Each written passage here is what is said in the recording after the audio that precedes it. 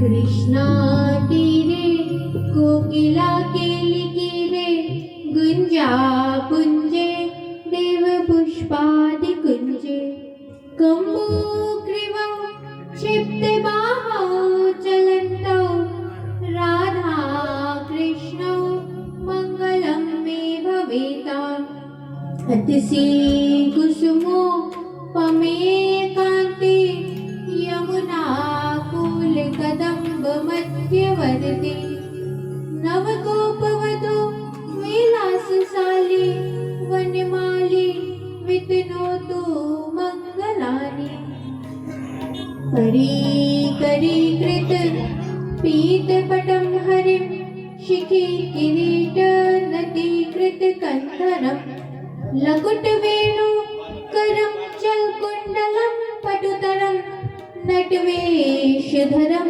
भजे भुजे वसन्तं नवनीतचौरं गोपाङ्गनानामतुकूलचौरम् अनेकजन्मार्जितपापचौरं चौराग्रगण्यं पुरुषं नमामि श्रीहंसं च सनत्कुमारप्रवती वीणाधरं नारदं निम्बादित्यगुरुं च द्वादश गुरुन् श्रीश्रीनिवासादिकान् वन्दे सुन्दरभट्टदेशिकमुखान् वश्वेन्दुसङ्ख्यायुतान् श्रीव्यासादरिमत्यगाच्च परिता सर्वान् गुरुन् सादरम् हे निम्बार्कदयानिधे गुणनिधे हे भक्तचिन्तामणे हे आचार्य शिरोमणे मुनिगणे रामेक्यपादाम्बुज हे सृष्टिस्थिति पालका प्रभवना हे नाथ मायाधिपा हे गोवर्धन कन्दरालय विभो मां पाहि सर्वेश्वर कस्तूरी तिलकं ललाटपटले वक्षस्थले कौस्तुभं नासाग्रे वरमुक्तिकङ्कणतले वेणुकरे कङ्कणम् सर्वाङ्गे हरिचन्दनं सुललितं कण्ठे च मुक्तावली गोपालस्त्रीपरिवेष्टितो विजयते गोपालचूडामणि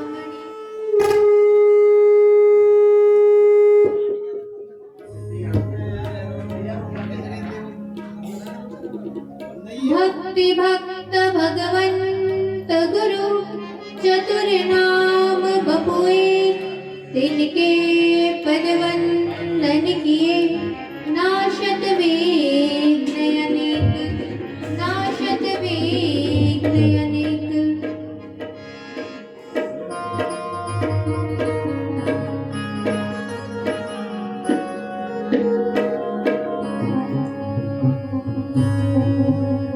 राधे राधे राधे गोविंद राधे राधे राधे राधे गोविंद राधे राधे राधे राधे गोविंद राधे राधे राधे राधे गोविंद राधे राधे राधे राधे गोविंद राधे गोविंद राधे गोपाल राधे गोविंद राधे गोपाल राधे गोविंद राधे गोपाल राधे गोविंद राधे गोपाल राधे राधे राधे राधे गोविंद राधे राधे राधे राधे गोविंद राधे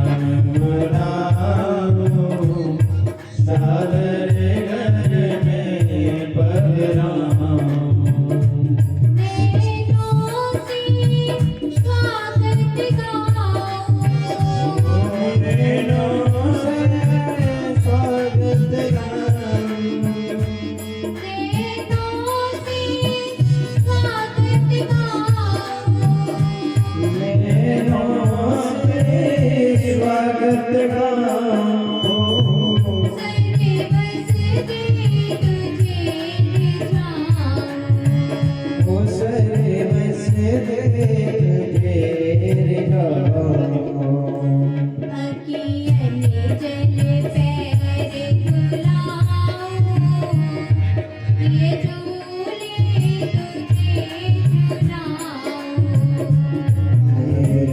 तुझको श्याम बुलाऊं सादर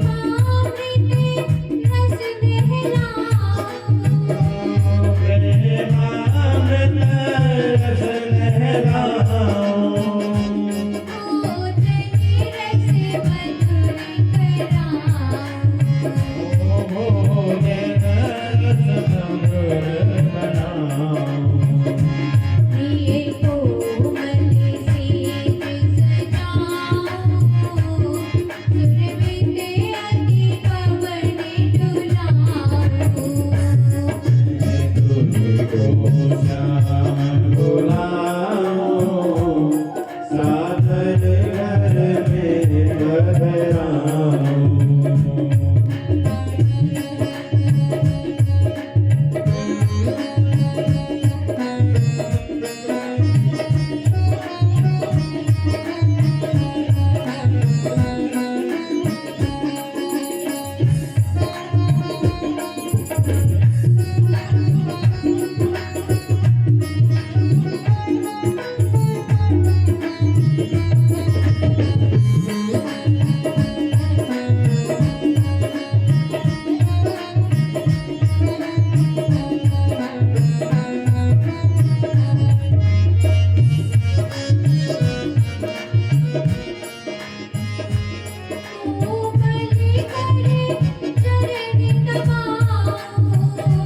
कोमल कर चरण दबाऊं कोमल कर चरण दबाऊं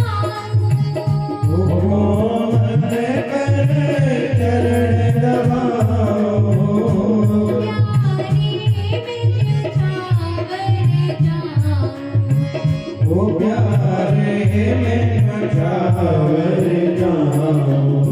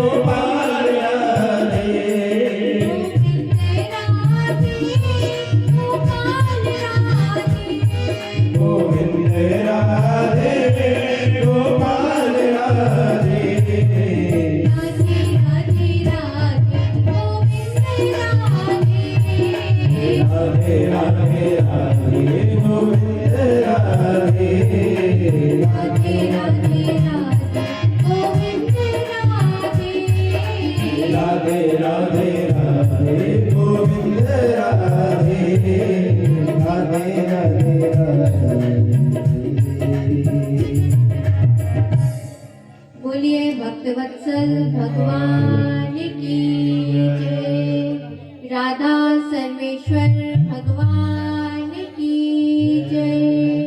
वृंदावन बिहारी लाल की जय। गिरिराज महाराज की जय। त्रिवेणी संगम की जय। भागवत भगवान की जय।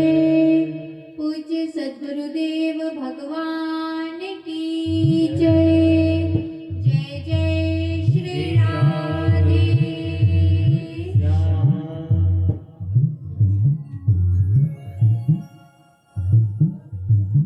कल हम लोग कथा में श्रवण कर रहे थे कि भरत जी ने राजा रघुगण को उपदेश दिया कि किसी महापुरुष के चरणों में जब तक अभिषेक न कर लिया जाए तब तक आत्मज्ञान की उपलब्धि नहीं हो सकती है। और फिर भरत जी ने बतलाया अहम पुरा भरतो नाम राजा विमुक्त दृष्टा सुतसंग बंधा कि मैं पूर्व जन्म में राजर्षि भरत था। मैंने अपने राज्य को, पुत्र आदि सभी को छोड़कर तप करने के लिए गंडकी नदी के किनारे आया और तप करने लगा, लेकिन मेरी एक मृग में आसक्ति हो गई और उस आसक्ति के कारण मुझे मृग योनि में जन्म लेना पड़ा और फिर अब मुझे इस ब्राह्मण कुल में जन्म लेना पड़ा। फिर राजा रघुगण ने पूछा कि आप मेरे बारे में भी कुछ बतलाएं। तब भरत जी ने कहा कि तुम वही मृग शावक हो। तुमने मुझ राजर्षि भरत का चिंतन करते हुए अपने शरीर का त्याग किया, इसीलिए तुम सीधे राजा बने और तुमने आत्मज्ञान प्राप्त कर लिया है अब मुझसे। अब तुम भगवान का भजन करो। फिर भरत जी ने राजा रघुगण को भवाटवी आदि का वर्णन किया।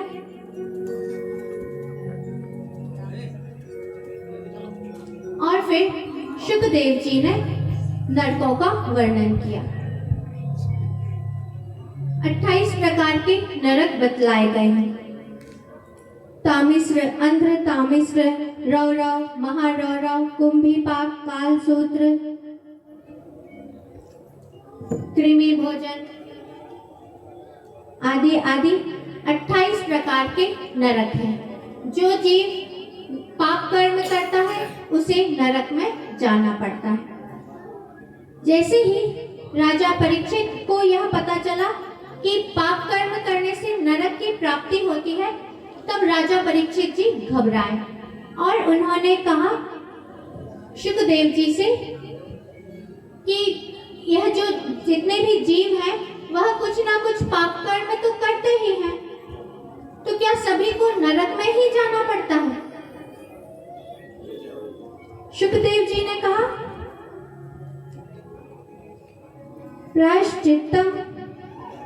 प्रायश्चित्तम मतो पार्थ मन्ये कुंजर सोचवत कि यदि किसी जीव ने पाप कर्म किया और उसका इस शरीर के रहते प्रायश्चित नहीं किया तो उसे अवश्य ही नरक में जाना पड़ता है,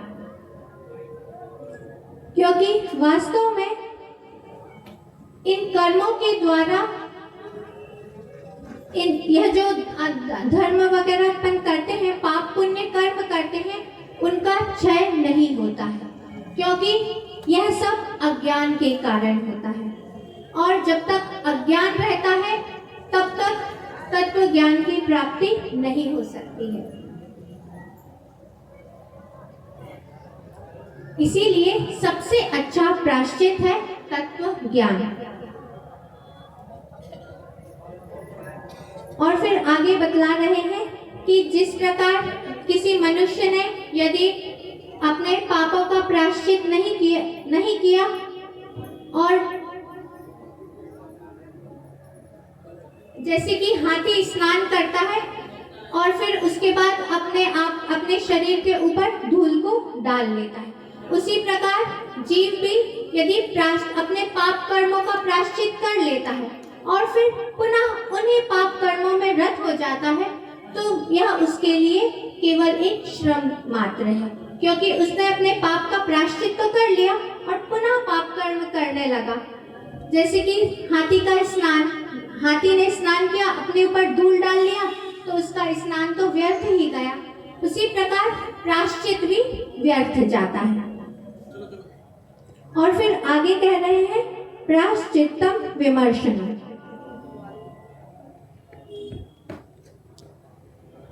इसीलिए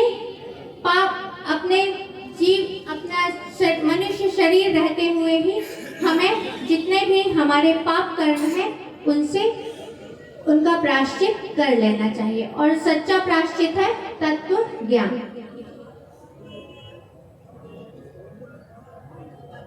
और भगवान जिस किसी ने भी भगवान श्री कृष्ण के चरण कमलों में अपने मन मधुकर को लगा लिया है, जिसने भगवान के नाम का कीर्तन कर लिया है, उसने अपने अनेक जन्मों के पाप कर्मों को समाप्त कर लिया है।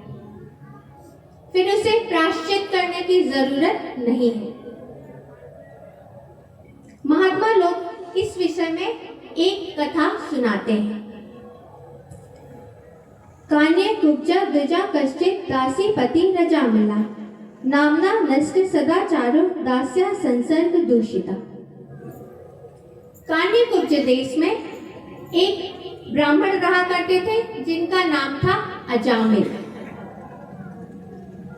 वह वेदज्ञ थे, जितेंद्रिय थे, वेद पाठी ब्राह्मण थे, सदाचारी थे, और अपने पिता की आज्ञा से एक बार वन में गए समिधा फूल आदि एकत्रित करने के लिए। वहां पर उन्होंने एक वैश्या को देखा। वह शराब के नशे में धुत थी। तब अजामिल ने उस वैश्या को देखकर उसमें आसक्त हो गए और उन्होंने अपने घर को, अपने पिता को, अपनी पत्नी को, अपने पुत्र को, सभी को छोड़कर उस वैश्या से विवाह कर लिया।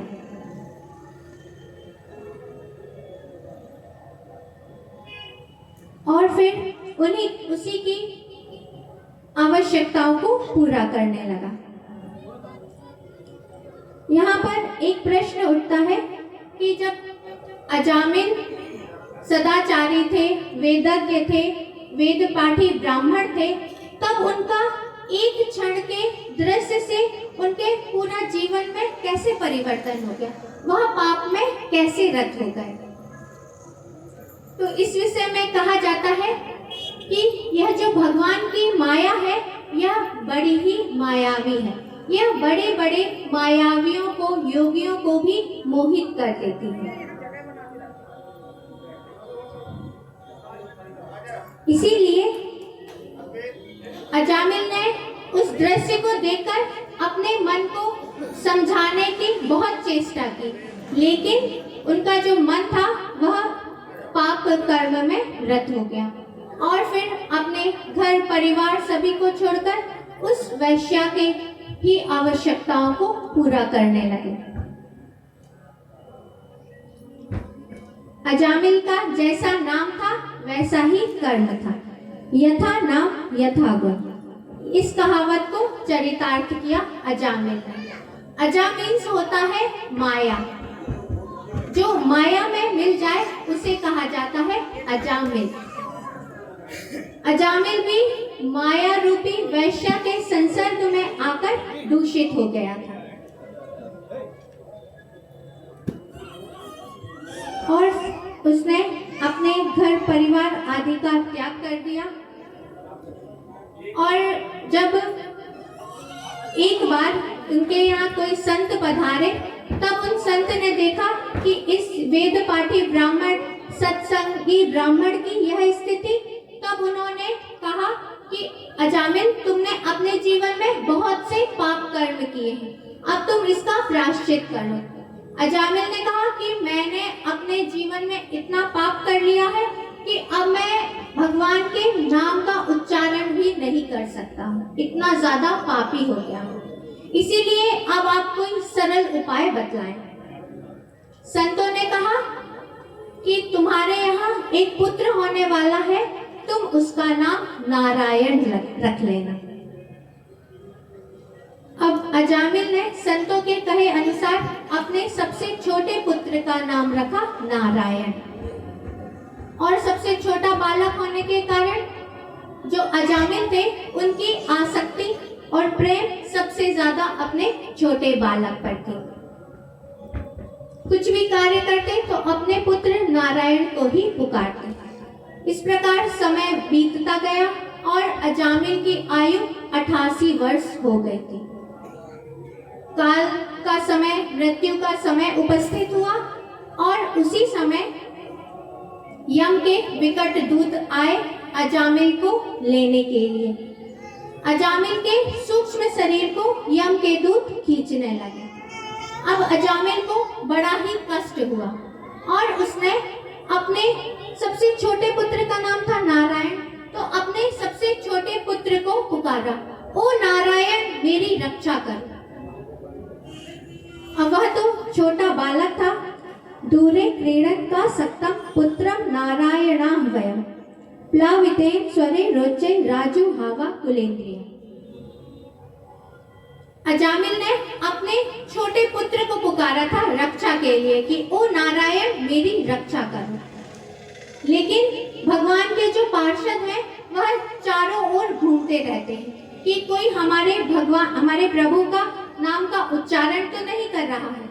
भगवान के पार्षदों ने देखा कि यह जो अजामिल है यह हमारे प्रभु का नाम पुकार रहा है, हमारे भगवान के नाम का कीर्तन कर रहा है, इसीलिए जो भगवान के पार्षद थे वह अजामिल के पास में आ गए। यमदूतों ने देखा भगवान के पार्षदों को, तब उनसे पूछा कि आप कौन हैं।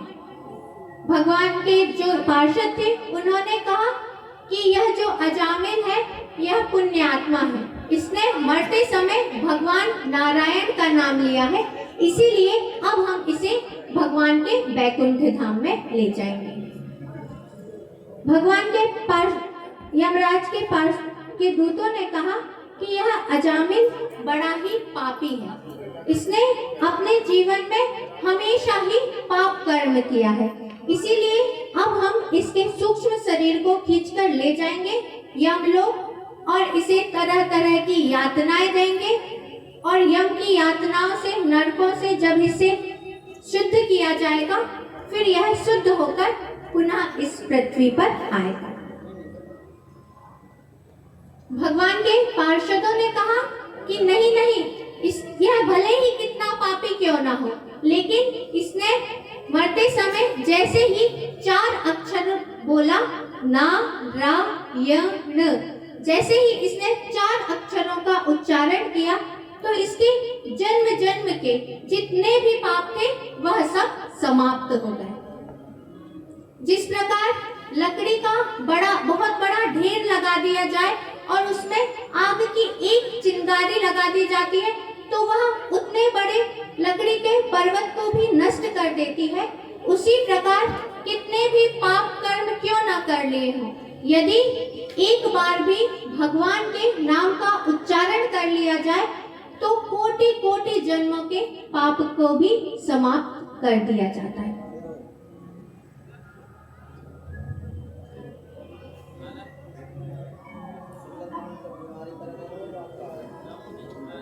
और फिर भगवान के पार्षदों ने यम के जो दूत थे उन्हें बतलाया, सांकेत्यम पारिहास्यम व स्थोलन हेलम मेव वा बैकुंठ नाम गृहण मसे सागर हरम विदु, कि यदि मरते समय किसी ने भी भगवान के नाम का उच्चारण कर लिया, हास्यवश या वश किसी किसी भी तरह से यदि अपने मुख से भगवान के नाम का एक बार भी उच्चारण कर लिया जाए तो उसके समस्त पाप समाप्त हो जाते हैं। यह जो अजामिल का चरित्र है, इससे सभी जितने भी माता पिता हैं उनको यह शिक्षा मिलनी चाहिए कि अपने पुत्र का नाम भगवान के नाम पर ही रखना चाहिए, क्योंकि मरते समय जो सबसे प्रिय होता है ना, उसी का नाम सबसे आखिरी में अपने मुख से निकलता है। इसीलिए अपने बच्चों का नाम भगवान के नाम पर ही रखना चाहिए, क्योंकि जो अजामिल है यह उदाहरण है। क्योंकि जो अजामिल के माता पिता थे, उन्होंने अपने पुत्र का नाम रखा था अजामिल। अजामिल यानी अजा मीन्स माया और मिल जो माया में मिल जाए। और देखिए अजामिल इतना ब्राह्मण था, वेदज्ञ था, सदाचारी था, जितेंद्रिय था, लेकिन उसके जो नाम था उसका प्रभाव उसके जीवन पर पड़ा और वह अपने जो पथ से भ्रष्ट हो गया था। इसीलिए संकेत से, परिहासवश, आलस्यवश यदि एक बार भी भगवान के नाम का उच्चारण कर लिया जाए तो समस्त पाप राशियां समाप्त हो जाती हैं। इसमें कोई भी संदेह नहीं है। म्रियमाणो हरे नामा गृह्णन् पुत्रोपचारिता। अजामिलो कि अजामिल ने मरते समय भले ही अपने पुत्र नारायण को पुकारा हो, लेकिन जो उसका पुत्र नारायण है, हम उसे नारायण नहीं समझते हैं। भगवान नारायण तो एक ही है। इसीलिए भगवान के पार्षद कह रहे हैं कि इसीलिए हम लोग यहाँ पर आए हैं, क्योंकि इसने भगवान को पुकारा है, ना कि अपने पुत्र नारायण को। और भगवान के पार्षदों ने यम के जो दूत थे उन्हें भगा दिया। अब जो यम के दूत थे वह पहुंचे यमराज के पास में और यमराज से पूछा कि इस जो यह सृष्टि है इसमें कितने शासक हैं। उन्होंने कहा कि इस सृष्टि में तो एक ही शासक है और वह है भगवान श्री हरि। तब उन्होंने कहा कि हम तो आप जो कहते हैं उनके अनुसार ही चलेंगे। आपने जो अपना नियम बनाया है हम उसी के अनुसार चल रहे हैं। और फिर बतलाया कि हम अजामिल नाम का जो पापी था उसके सूक्ष्म शरीर को खींच रहे थे, तब हमें भगवान के पार्षदों का दर्शन हुआ।